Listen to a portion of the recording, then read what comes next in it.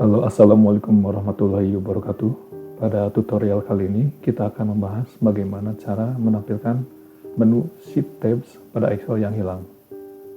Langkah pertama, kalian ke menu File, lalu ke bawah, cari menu Option, lalu kalian cari menu Advance, scroll ke bawah, cari menu Display Option, dan checklist pada menu Show Sheet Tabs, lalu kalian OK. Jika langkah tersebut tidak berhasil, kalian ke menu View, lalu ke menu Arrange All, dan pastikan checklist pada menu Windows yang ini. Lalu klik OK. Oke, jika video ini bermanfaat, jangan lupa subscribe dan nyalakan like. Terima kasih.